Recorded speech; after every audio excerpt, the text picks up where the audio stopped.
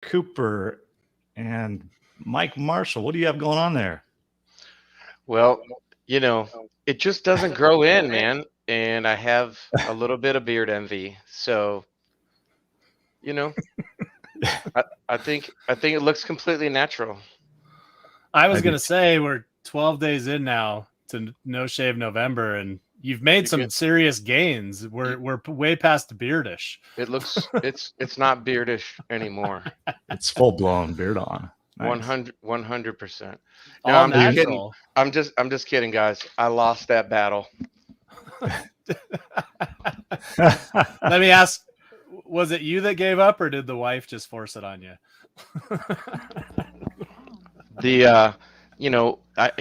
Somebody taught me a very important phrase a long time ago, and I live by it, and it's happy wife, happy life. And so yeah, she doesn't like it. It doesn't really grow in, so I'm sorry. I failed in No Shave November, but honestly, I feel so much better. But I want to say you look good. Thank you. Well, the nice thing is you can always put that on anytime you want when you want to go out in public. And exactly. That was exactly my point. Yeah. Right. Well, you inspired me last week. So even though I failed, I actually bought 30 beards. And there's all sorts of different ones, and it's just like depending on what kind of mood you're in. I guess I could go Amish, I could go different phases.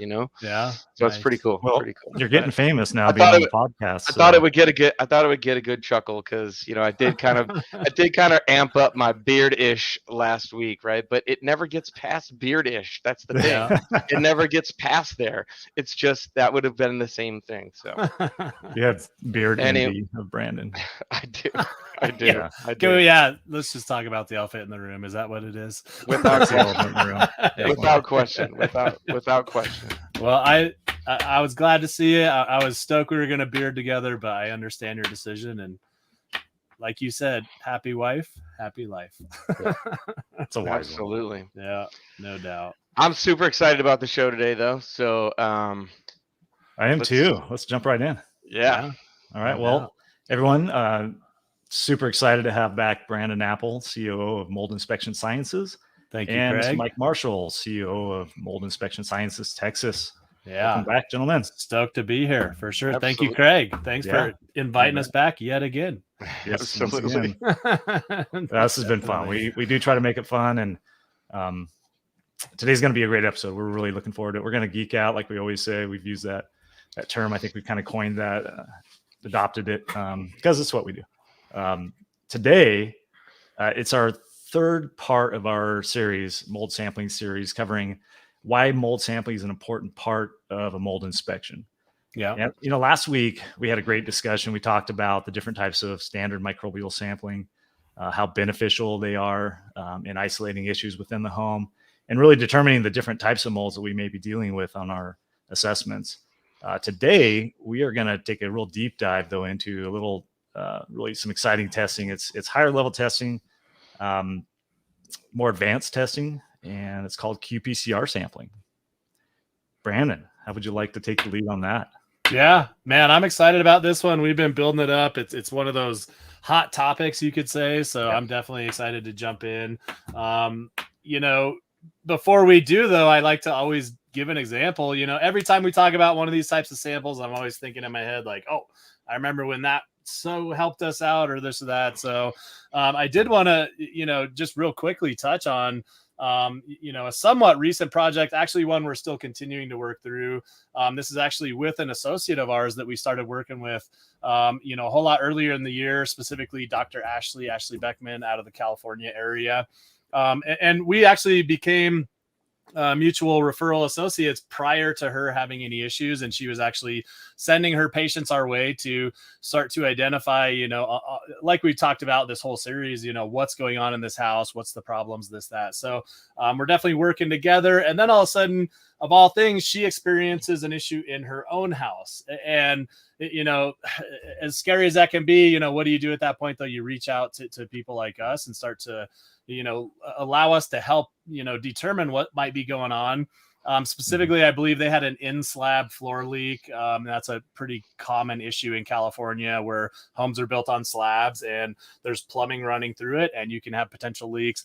leak was identified. Oh, and I should mention it was a rental house to her, so she didn't have full control of the situation, which can make things even more difficult. But just, wanting to ensure she knew what was going on, reached out to us, brought us in to do an assessment. And, as we see so often, hey, we have something in front of our face. Let's start to look at that. But then we do some of this testing. We start to really look at the house in its entirety. And it's, hey, we unfortunately have a whole lot of other issues going on. And this was one of those cases. I mean, not only did we have some of the standard samples going off the charts, like we talked about last week, the air samples, surface samples, identified visual growth. But then we incorporated the Qpcr sampling and just found a large amount of contamination through the house. This starts to play into contents, things like that. It's really been an evolving, process. And we're still, like I said, working through it with Dr. Ashley, but hoping to actually go a whole lot more detail into that in the future here. It's been talked about me and Dr. Ashley getting on her Instagram live and actually just kind of talking through that as a whole. So I don't want to, give too much of the information, but just want to throw that out there. Again, this is the stuff that helps us, really find out what's going on and what needs to be done.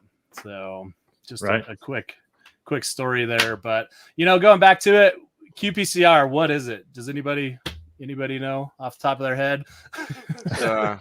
Might have an idea. Yeah. I'll jump right in. This will answer the whole story. It's quantitative polymers chain reaction. Huh? That makes sense, right? Yeah. For those following along at home, there is going to be a guide to all of this later on, so you don't have to try and spell that out. Just so yeah. Don't worry if you're not keeping up with those notes. That's a good point, Mike. Thanks for that, for sure. In a very simple way, it's a form of molecular biology where they take a material and they kind of break it down to, in essence, the DNA level, and then they're able to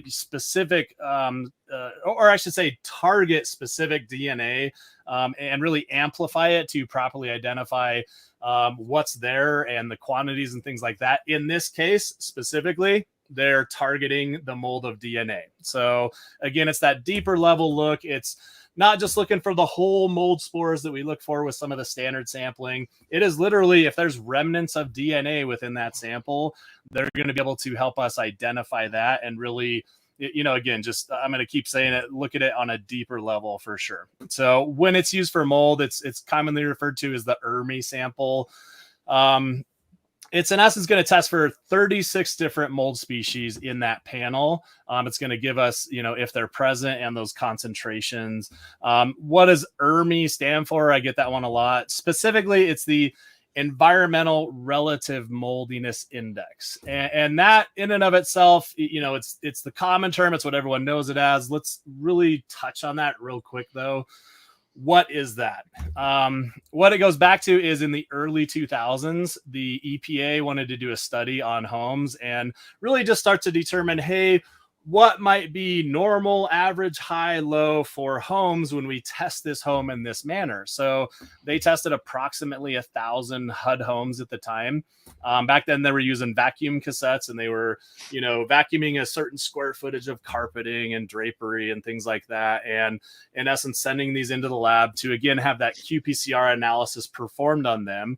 And they started to, really just put a data set together saying, hey, in this survey, this is what we got. This is high, this is low, this is, medium at that time. So they pretty much combined all this up and came up with the ERMI score system, in essence, which is kind of comparing a home to that survey, if that makes sense. So I just got to jump in here because, as we've all, been in the industry for a while, like this is what we hear. And everybody is like, well, the ERMI score is flawed, or the ERMI score is not really what, we should be using. So, can you talk like a little bit more about why that is? And then we don't currently use the ERMI score in our investigations in yours on your side. So maybe touch on that a little bit, because I know that's going to be like the first question. People are like, well, we've heard varying things, right? Yeah, absolutely. Yeah. And you're right. So what's happened over the years is, not to get in too much detail, but the ERMI score, a lot of IEPs or independent environmental specialists, they started to, in essence, rely on the ERMI score in and of itself. And really, what are they doing at that point? They're comparing this house that they're looking at to that original HUD survey. And through the course of the years, it started to become apparent you can't judge a house on the score alone. It can be misleading. So the reality of it is, if an untrained individual is looking at these samples, they very well could be giving bad results from, again, the ERMI score alone. So what you have to start to do is look past the score. Again, if you recall, I said there's, in essence, 36 different mold species that are identified in that sample, and it's going to give us concentrations for each one. So you really have to start to look at those individual mold types, the concentrations, what types of molds they are. Are they the marker spore types? Are they the, cladosporiums that thrive off of, humidity, things like that, and really start to dig into it. And that's how we start to determine if there's a problem. Us as a company, I'm pretty darn proud to say that we obviously started to realize this. I shouldn't say we were the first ones to realize it, but, people that know that you have to look past. So we, being forward thinking, really started to compile, hey, we have our own internal data set. We've been doing this a long time. We've, been on thousands of projects. Let's start to combine all this data. And really, we've created our own database where we can start to look at, when we collect these samples, this is our average, this is our normal, this is our high. And it really gives us that ability to just, give our clients much more detailed information to the effect of, hey, this mold type is high and these are the reasons why, and it's unexpected, and this might correlate with this water damage, and really just in the end, dig into it. But in short, to answer your question, the ERMI score in and of itself can be misleading. But the Qpcr data, the individual mold types, that is invaluable to us in an investigation. So I hope that kind of answers that question for sure. Yeah, for sure. I think it will for a lot of people. I've been talking about this for some time, but I know that's something that would pop in, someone's head right away. And, again, kudos to you guys for, recognizing that, that there is important data in the actual the sampling and the methodology itself that we can use. It's just, again, we talk about it all the time, every case that we come across is individual, it's specific, and figuring out how to use that data best for these types of projects, and then creating our own internal database and basically scoring system, really. What do you guys call it? You guys call it like the Miss ERMI? Like, is it like the mold inspection sciences, or like what are you guys like trademarking that or anything? Like, I have not coined a cool name for it yet. Not yet. Miss ERMI is long. I mean, it's just long. Yeah. I did. Yeah. Internally, though, at least our Qpcr database. That's not quite trademark worthy yet, but we're working on it. Yeah. Yeah. There's no cool acronym, right? Right. Yeah. We'll work on that. Yeah, but again, it goes to the, it goes back to what we talked about, in the last 2 episodes, where like, what are the goals of our client? Like, what information, what data does our client need to get to the solution that they're looking for? And if you're just using one type of sampling, as what you mentioned in the last episode, as kind of like the be all end all of like, this is what we're going to do and this is how we're going to find it. Well, that's not the best methodology in our opinion.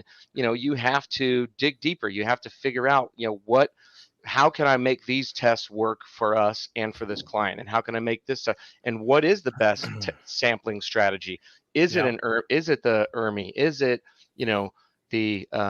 the air sampling, or air sampling, ERMI, and surface sampling as a combination, depending on what's going on in each different area? And I think that's where, we kind of set ourselves apart from, some of the consultants that are out there, is that, we're looking for all those solutions. It's not just this cookie cutter method. We come in, we're going to run, a bunch of samples and we'll get back to you. Like, it's never that. No. It's just you have to come up with that individual sampling strategy for every single project and every single client's set of goals. So good stuff. Yeah, thank you. That's true. And the other thing too is that the Qpcr testing also helps not only our clients know if they have potentially contamination in their home and a mold problem, but it really also helps those people who are working with a doctor who have CIRS or who have a mold sensitivity or mold illness. Absolutely. They've been diagnosed with that. Their doctors are actually prescribing this level of testing for their patients' homes, because they need to know what's the level of contamination potentially. And we can't always determine health risk, but what we can determine is whether or not there's an elevated level of certain types of molds that are found in that qPCR analysis.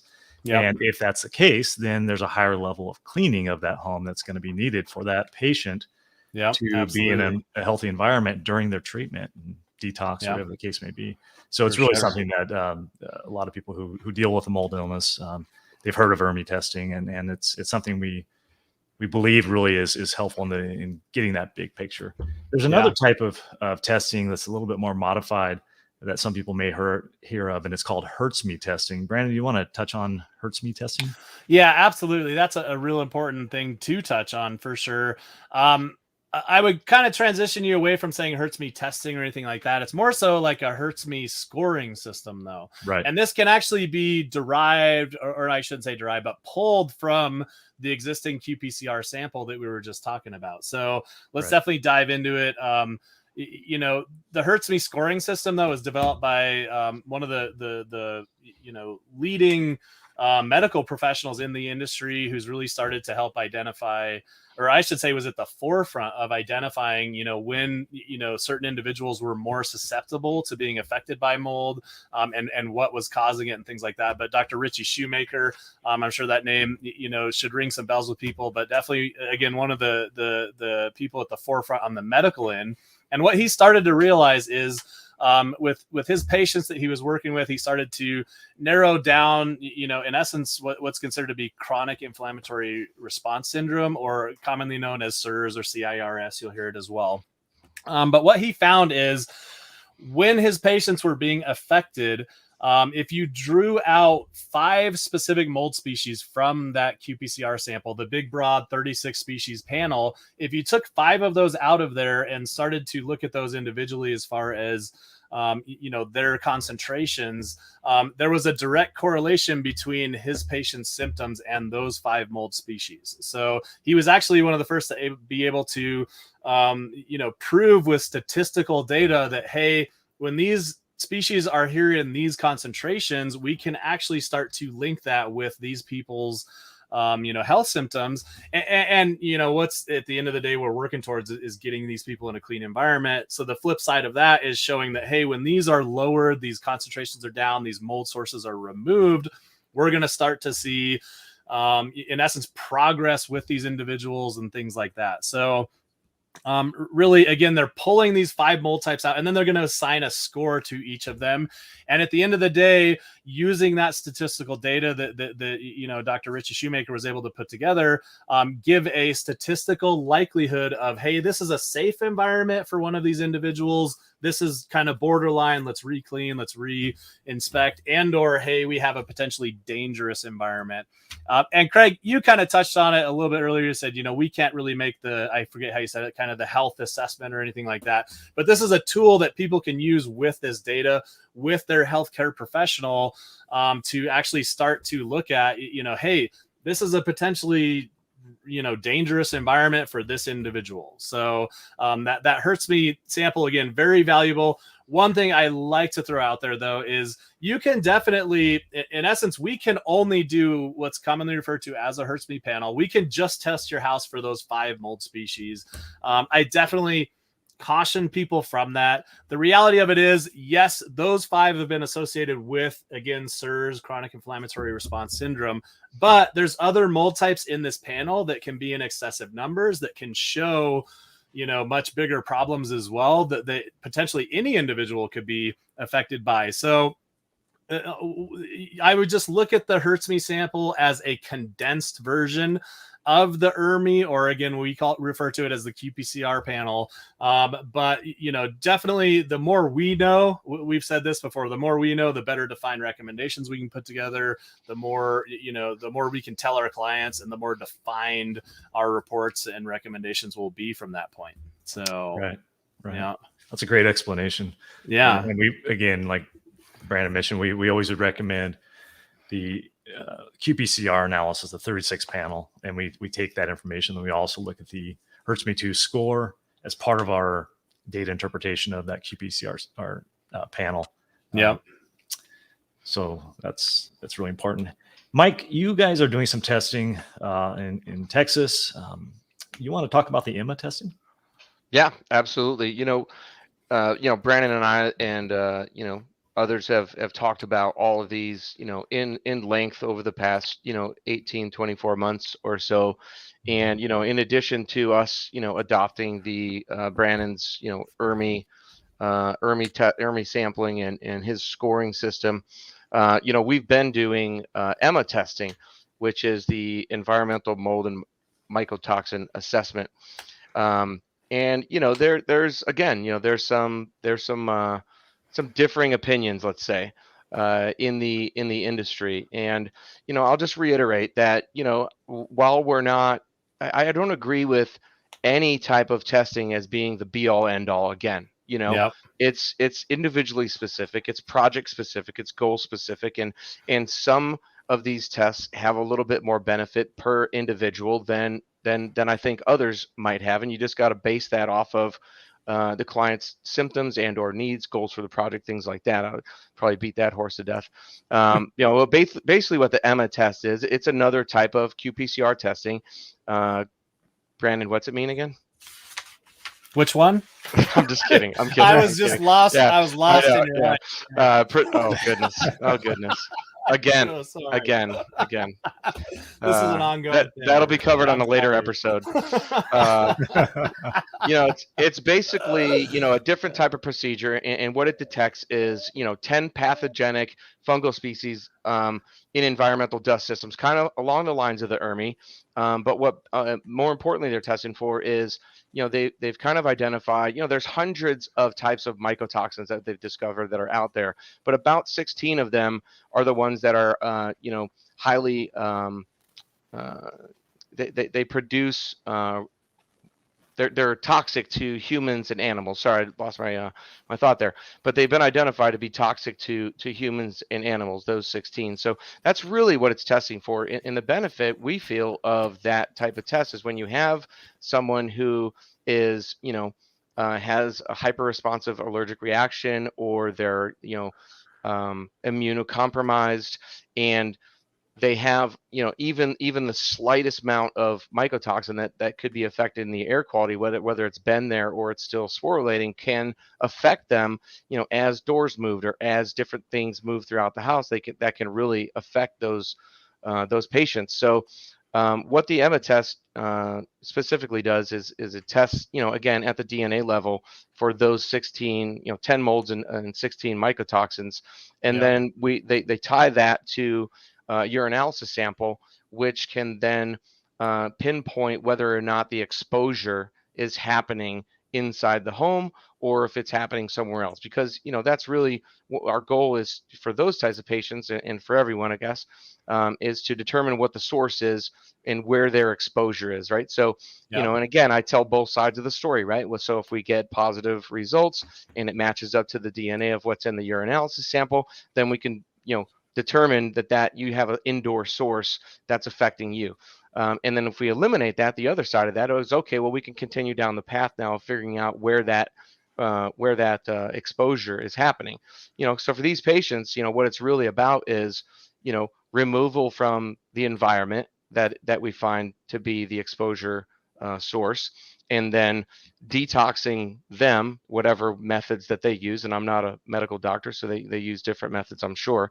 But then avoiding re-exposure is the bigger thing, right? Because the next step is not only, just getting it out of their system, but if you walk right back into an area that you're getting re-exposed, well, what have you really done?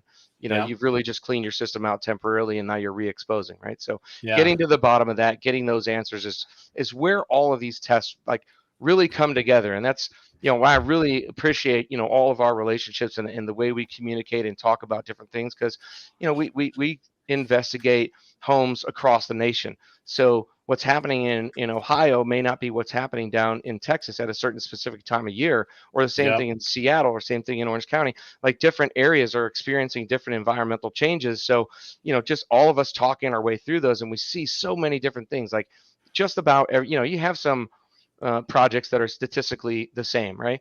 But you have some projects that are just, these projects that, as we talk about them all the time. Like, wow, we ran into this, and this is what we got from a sampling. And, all of us putting our brains together and talking our way through this is like the real benefit of our complete team and how we get to these solutions, because we don't just have one expert, we have 20, and we all kind of bounce these things off of each other, and that's what they do in a lot of industries, but a lot of companies don't work like this.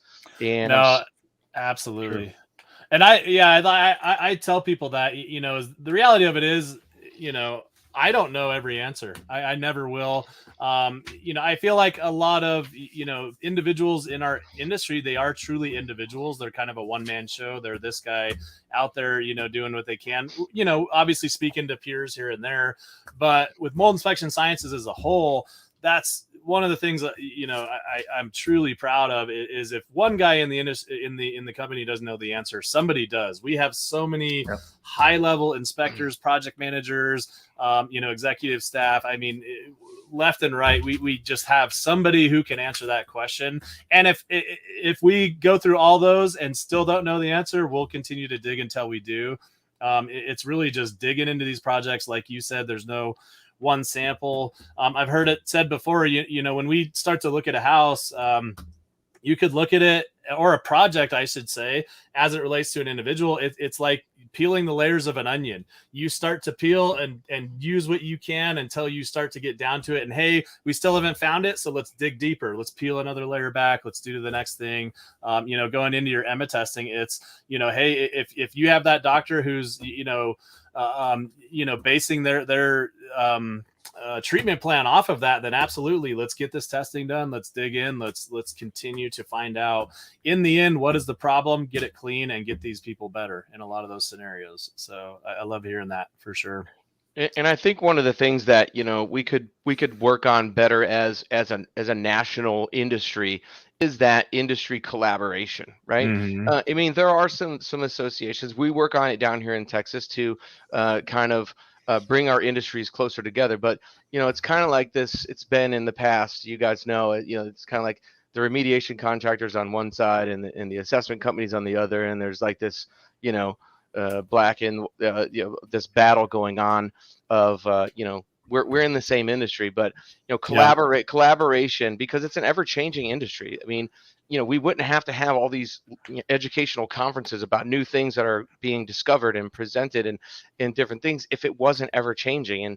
And that's the benefit of what we're doing down here, what we do as a company. But I'd really like to see the national industry just take a broader look at that and us all come together a little bit closer and discuss these things. Absolutely. Just tends to be so many differing opinions, and but that's where you get the real solutions. Is that you can have differing opinions, and then you figure out the workarounds or which one's the right one. But it's good stuff.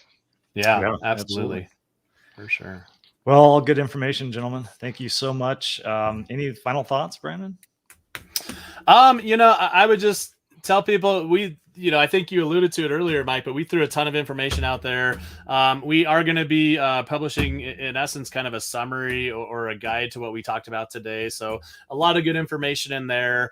And just going back to, really when you start to ask these questions, hey, I need an assessment done, or I need this, or I need that, feel free to give us a call. Check us out on our website. Find your local number, give us a call, talk to our front end staff is amazing. It's funny. Sometimes people call in and say, they kind of assume whoever answered the phone is just somebody answering the phone. And they say, can I speak to a professional? I absolutely assure you, everybody who answers our phone can answer most of your questions, if not all. So reach out, ask questions, let us, tell us about your situation and let us find out if we can help you from there. That's what we're here for. Absolutely. So, and they can go to our website and look up at this podcast for this episode and get that guide as well. So, you guys want me to finish with the beard? Yes, please do. I think so. A lot of information. I don't know where it went. My cat stole it. Yeah. Oh, it's gone. I'm just, what's coming next week? Oh wait, I found it. I'll be right back. Okay. I'm afraid to ask that. Yeah. If it was this long after 12 days. I'd like to see it braided, maybe. Yeah, I would like that for sure. There we go. Start with the beard. We finish with the beard, right? Yeah. Get the stash. Now everybody knows it's a fake one, though. Yeah. Yeah, I think we all knew. I do. There we go. All right. So from me and our beards, thanks for listening. Appreciate you guys, and look forward to our final episode next week, right? Yeah, next week. All right. Yeah, we're going to be talking next week, same time, same channel. We're going to be talking about, it's actually our fourth segment of this series, and we're going to be talking about the final testing that we do, which is bacteria, water quality testing, and allergen testing. Did I miss any? Those three? There's a few there. It was our specialty sampling. Water test. Oh, you said water. Yeah, water. Yeah. We like to call it specialty sampling. Yeah. Yeah, no doubt. It's all special. Yeah, absolutely. All right. Well, thanks again, everyone. Again, same time next week, same place, and you won't want to miss this next one. Thank you so much. Always.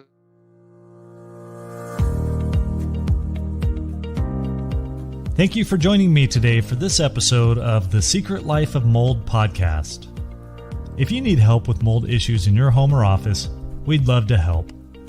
For our Texas location, please call 888-335-MOLD. That's 888-335-6653. Or email contact@moldtx.com. For our locations other than Texas, reach out to our customer care team at 800-619-MOLD. That's 800-619-6653. Or email us at contact@moldsci.com.